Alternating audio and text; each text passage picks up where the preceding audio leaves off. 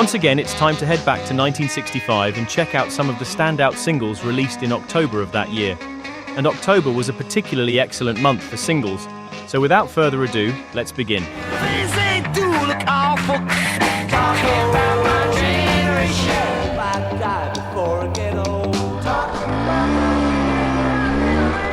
My Generation by The Who stands as one of the most iconic singles of the 60s.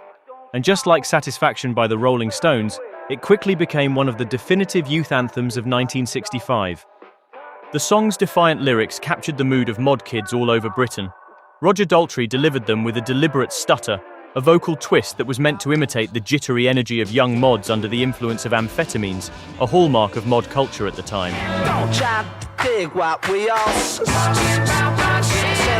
The song was produced by Shel Talmy, who had already produced the group's two previous singles.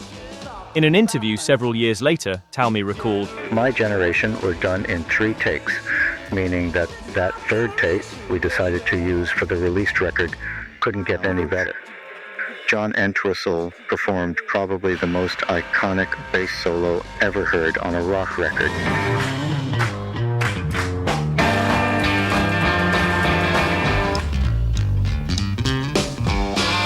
The British music press instantly recognised that the song was destined to become a huge hit. The New Musical Express wrote, "Analyze the ingredients for a hit, and you'll find all of them in this disc. A storming, raving shake beat with crashing cymbals, raucous guitar, reverberating bass notes and hand claps throughout. And that's only the backing. The lyric is topical and loaded with teenage appeal about the snotty approach of some adults to youngsters. Sung with verve, a strong blues feel, and occasional stuttering gimmick with chanting supporting the soloist." My Generation became a major international hit, reaching number 2 in Britain and breaking into the top 10 in several European countries. It also climbed to number 2 in Australia and number 3 in Canada. In the United States, however, the single only managed to reach number 74.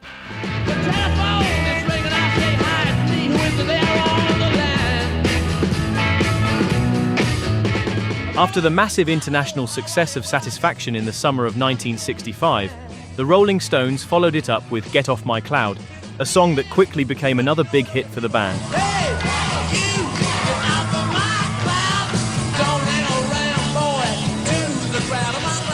At the time, the music press suggested that the lyrics may have been influenced by Bob Dylan, who was enjoying huge popularity in Britain during that period. Just like the Beatles, the Stones were also absorbing influences from his work, and this song seems to reflect the kind of wordy, free-flowing style that Dylan was exploring at the time.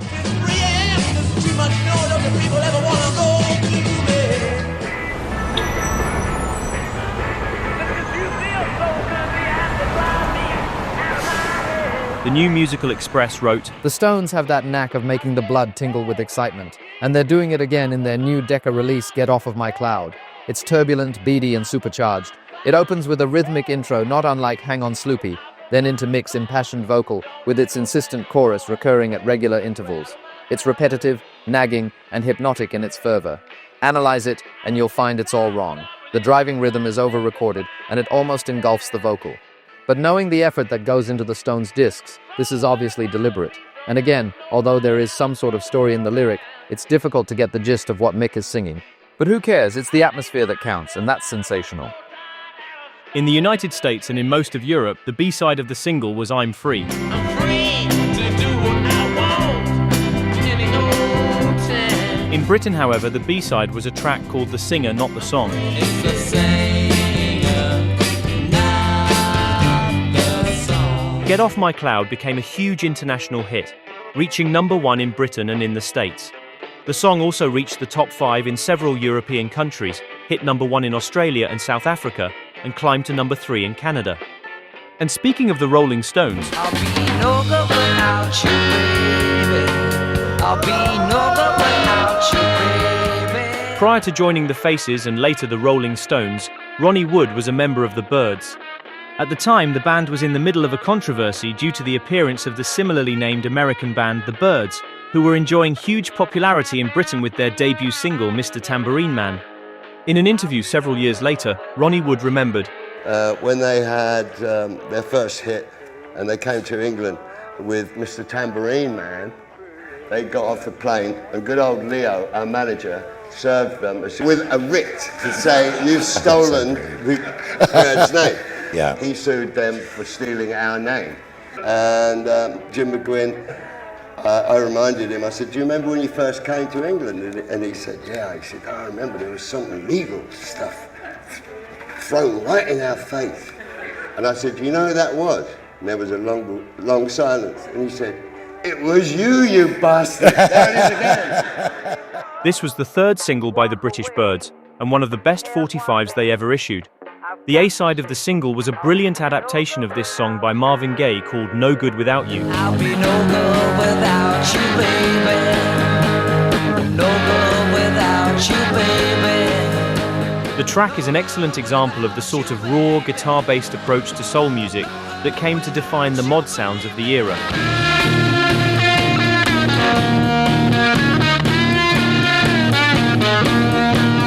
And considering that this was released in October 1965, Ronnie Wood's ferocious guitar tone was quite ahead of its time.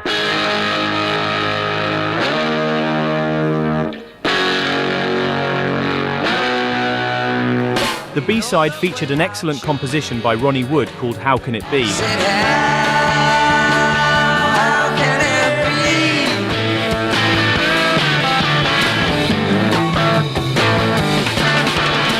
Ronnie Wood's guitar is one of the highlights of the song, and once again, his guitar sound was remarkably ahead of its time.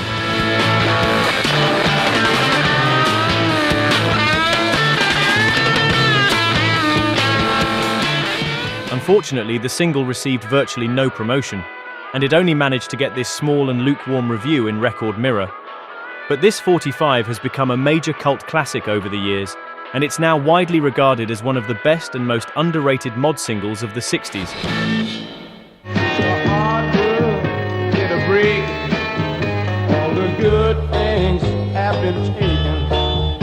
Another highlight from October 1965 is this single by The Animals. As music critic Dave Marsh once observed, It's My Life was part of a wave of songs in 1965 by artists like the Beatles, the Rolling Stones, and Bob Dylan that ushered in a new role for rock music as a vehicle for common perception and as a force for social consciousness. Rock and roll was beginning to reflect what ordinary people were thinking and feeling, their frustrations, hopes, and everyday experiences, rather than just singing about romance or entertainment. It's my life, I'll do what I want. It's my mind, I'll think like I want. Record Mirror wrote, An eerie guitar sound introduces Eric Burdon, who has a touch of the Miseries again. He's joined by a chorus, and then the instruments take over again. Medium-paced offering, and much better than anything the group has done of late. Repetitive phrases run through the song, and on occasions the voice is slightly drowned by the backing. The B-side was a strong composition by Eric Burdon.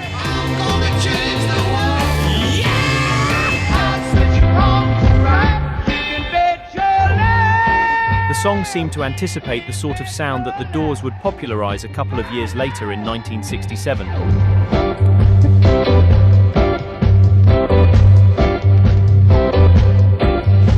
It's My Life became a sizable hit, peaking at number 7 in Britain and number 23 in the States. And the single reached its highest chart position in Canada, where it climbed to number 2. To a fool, a crazy fool, who told his baby that. Eric Burdon seemed to be quite busy in October 1965, and apart from releasing It's My Life by The Animals, he also produced this 45 for Chris Farlowe. The A-side of the single was a cover of The Fool by Sanford Clarke, and the B-side, a song called Treat Her Good, was a shameless rip-off of Treat Her Right by Roy Head, which had recently become a major hit in the States. She knows I would, she better treat me good. You got it, baby. Yeah! The single was released by Immediate Records, a label that Stones manager Andrew Oldham had just founded a couple of months earlier. In October 1965 alone, the label released 5 new singles, and perhaps the best of the bunch was this excellent 45 by John Mayall and the Bluesbreakers. I'm your witch doctor, got the evil eye. This single by John Mayall and the Bluesbreakers featured an outstanding lineup of musicians consisting of future Fleetwood Mac member John McVie on bass, Eric Clapton on guitar, and Huey Flint on drums. And both sides of the single were produced by Jimmy Page, who had just been hired as a staff producer for Immediate Records. Eric Clapton graced the track with one of the first recorded instances of controlled feedback. It wasn't the first time feedback had been used on a record. The previously featured My Generation, for instance, featured plenty of wild, way-out feedback noises. But here, Clapton used sustain to shape and control the effect, a sound that would eventually become a hallmark of 60s psychedelia.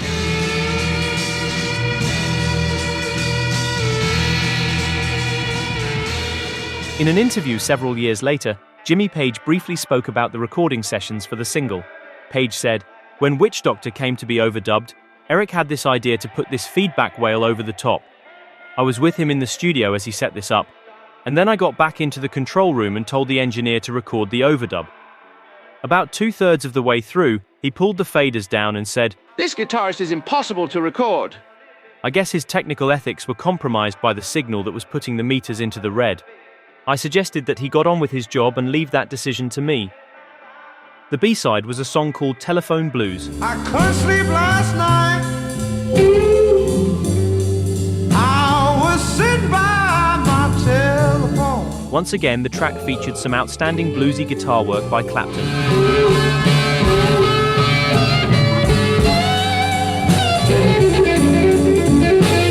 Despite getting some very positive reviews in the press, I'm Your Witch Doctor failed to chart.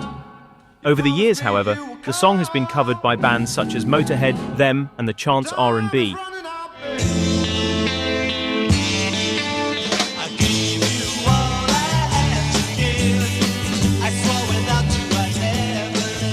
Another excellent immediate release from October 1965 was this single by the Mockingbirds, a band that was led by future 10cc member Graham Gouldman. At this point in 1965, Gouldman had already written major hits for groups like the Yardbirds and the Hollies, but oddly enough, the singles he wrote for his own band, the Mockingbirds, didn't manage to make a dent in the charts, and this track called You Stole My Love was no exception.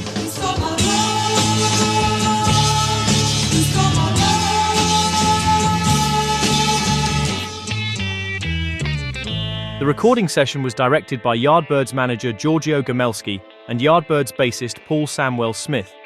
And the track even featured a powerful instrumental break that was very reminiscent of the sort of material that the Yardbirds were recording during that period.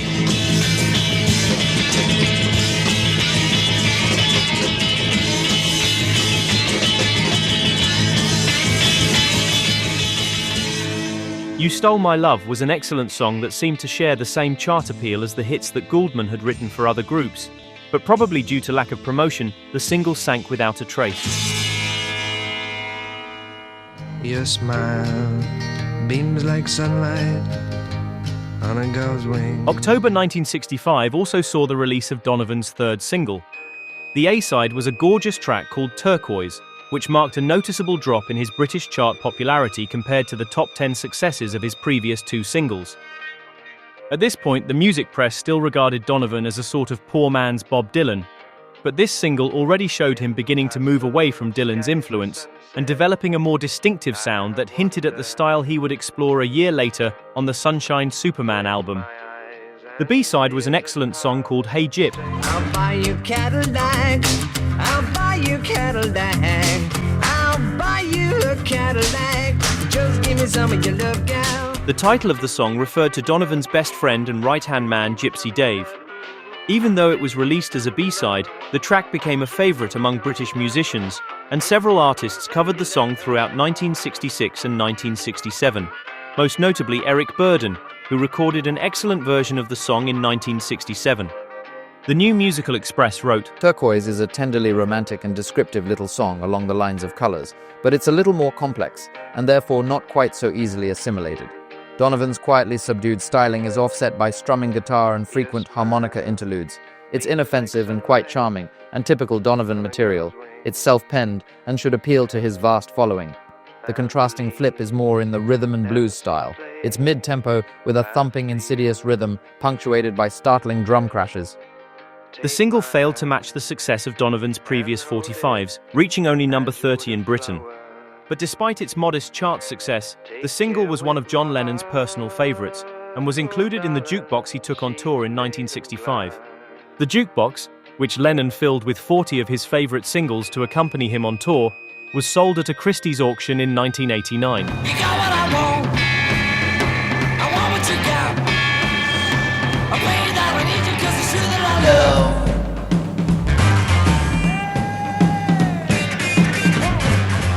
After the success of Take a Heart, which had peaked at number 21 a few months earlier, the Sorrows tried to replicate its success with another Mickey Dallon composition called You've Got What I Want. Oh no, I just can't see it.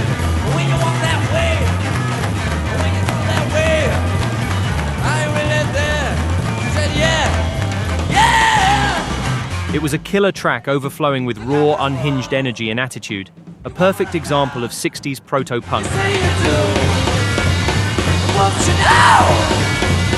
Driving me seriously out of my mind. The B-side was another excellent tune. Oh, will I cry? No, no, no, no. The track was written by band members Pip Witcher and Don Farden. No, no, no. You don't care. Well, will I? No, no, no, no. The New Musical Express wrote, Lots of people reckon that Take a Heart was a fluke hit, but I can see this one doing even better. Again written by Mickey Dallon, it features thundering beat, walloping drums and shuddering twangs, with the leader dual-tracking in clipped phrases. A tremendous sound, thoroughly stimulating. Despite the quality of both sides and the success of their previous 45, the single didn't chart. I say over and over and over again, this dance is gonna be a drag. By October 1965, the popularity of the Dave Clark Five in their native Britain had significantly declined.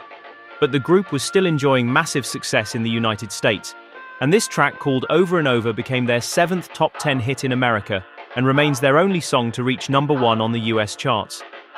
The B-side was a soulful composition by lead singer Mike Smith. I'll be yours, my love. I'll be. We'll stay together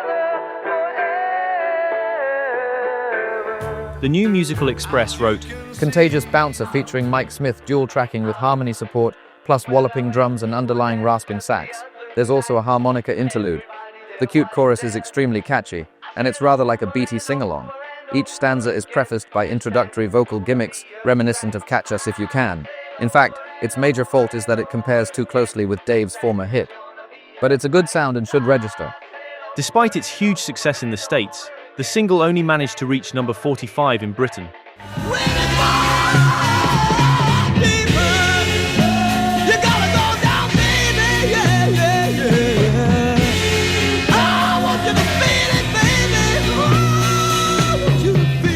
Another outstanding single from October 1965 is this release by the Cherokees.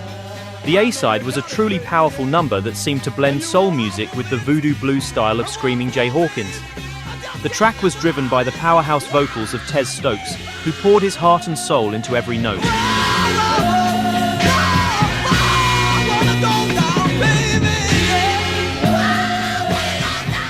Another highlight of the song is its truly unusual guitar sound, which sounded like nothing else from 1965.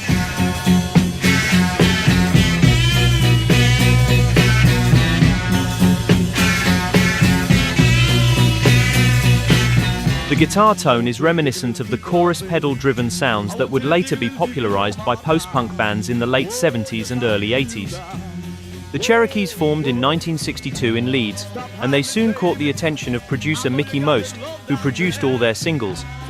Just like many British bands from that period, by 1965 the group had moved away from the Beatles-inspired numbers of their early days and shifted towards a more soul-based mod sound. This single from October 1965 was their third single and one of their very best.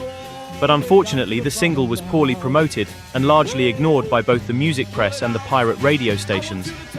Over the years, however, the track gained cult status when it was featured on compilations of obscure mod and freakbeat singles from the 60s.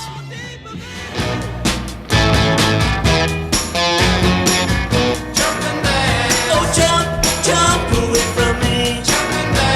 He said like the previous track by the Cherokees, this irresistibly catchy song by a group called the Carnaby is another danceable mod number that became a cult favorite when it was rediscovered decades later. Jump and Dance became a regular track on the mod scene later in the 80s, but the single was a commercial failure when it was originally issued in 1965.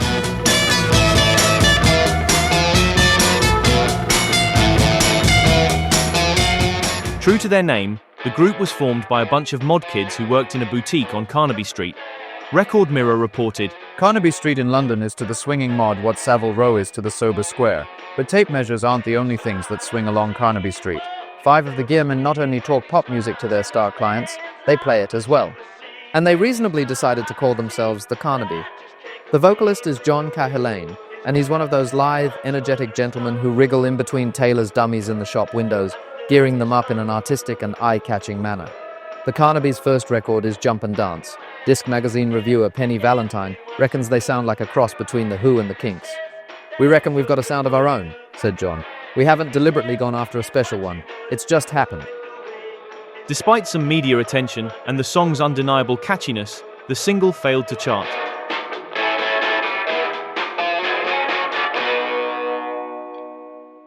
I'm on my own, I walk alone.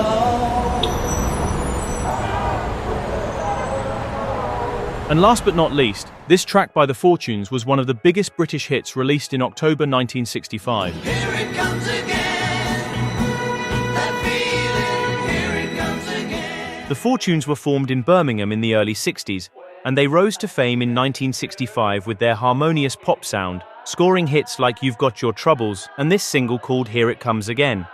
The New Musical Express wrote, Throbbing drums open Here It Comes Again, paving the way for muted brass and ultimately strings, all of which establishes a robust backing before the Fortunes enter with their forcibly projected unison vocal.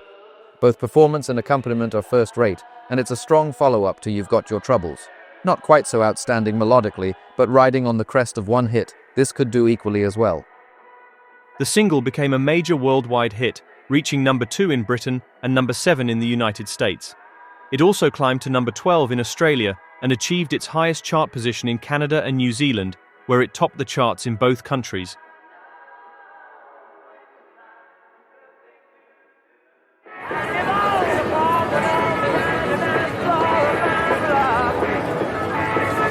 I hope you enjoyed this trip back to October 1965. See you next time.